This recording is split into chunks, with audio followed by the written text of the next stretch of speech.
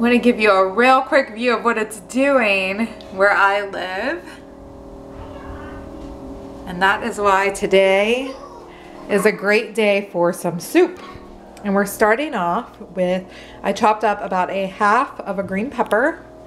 I'm gonna chop up an onion, 2 carrots, and 3 small-ish chunks of celery.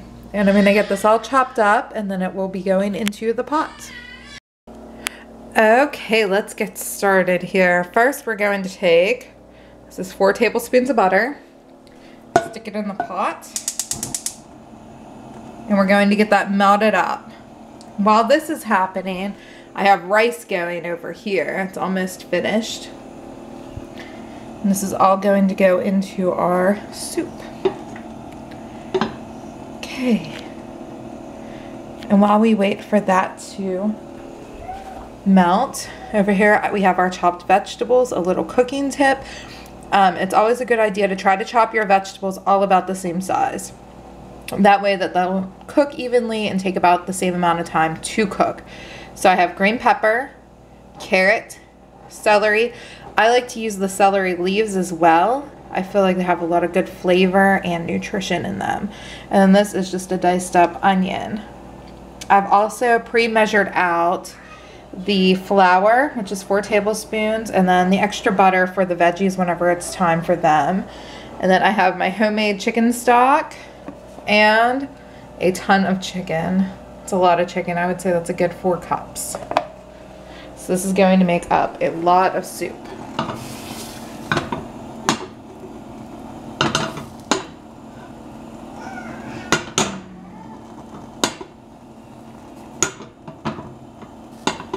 You know, I'm rethinking this, and this was supposed to be, woo, I got clouded up there. That was supposed to be for the roux, but I'm going to be making the veggies in the same pot. So I think I'm going to throw the veggies in first and then make up a roux with them after they're cooked up. Okay, a quick word on my stock. The way I make my stock is I save up vegetables that have just the ends or whatever I don't use in a recipe, and I save those up in the freezer. And then anytime I have a whole chicken, oh, that smells good. I boil all of the chicken bones and parts afterwards, and I add in the vegetables and boil those along with it. Now, if you don't want to take the time to boil it on the stovetop, you can just throw all those things along with a bunch of water into your crock pot, and you will make the most amazing stock ever. So while we're waiting for these to cook,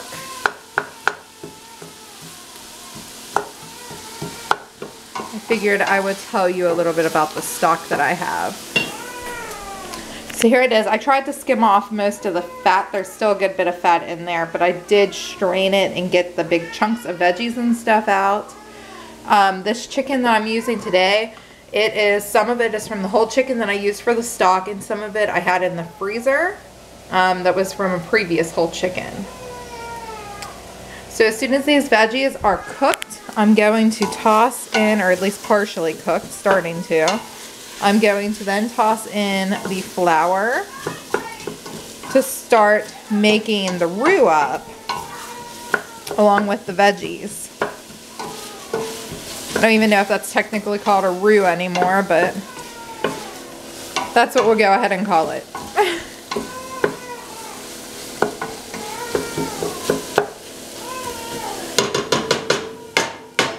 Okay.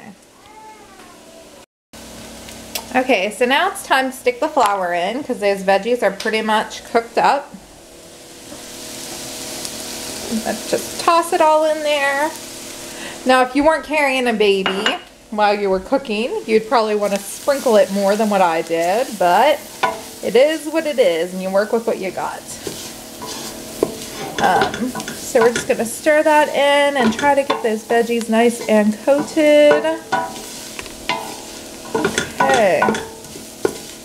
Next, we can toss in Guess I should have maybe put the chicken in before, but we can toss that in now. We're gonna take our big bowl of chicken and toss that in, and there it goes. And then we're going to stir that up.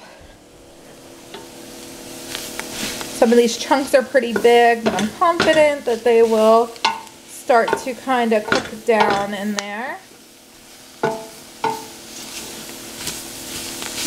Okay.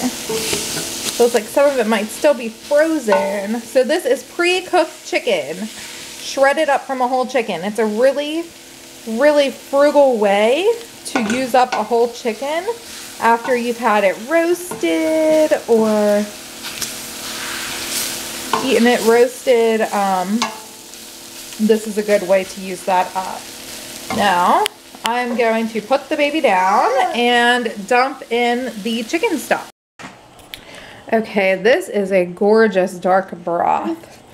Usually I feel like my broths are lighter in color, and I'm thinking this is because I added in all of those veggies, some of which were carrots, and kind of gave it that nice color that it has. So we're going to bring this up to a boil and break apart the chicken kind of as I go. And I'm going to go ahead and dump the rice in too. Here's our rice.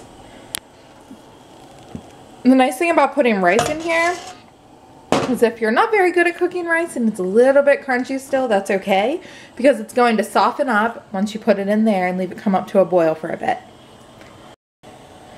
Okay, we'll take a look at how everything's looking together now. We're going to go ahead and call this rustic because there is some pretty big chunks of chicken in there. I should have probably diced it all up before I stuck it in, but that's okay. It still tastes delicious. Now a note on the grain. If you do not like white rice, you can definitely use wild rice or brown rice. You could substitute quinoa. That would be absolutely delicious. I've been using that a lot in my chicken soups lately. And then what you're going to want to finish this off by doing is just salt and pepper it to taste.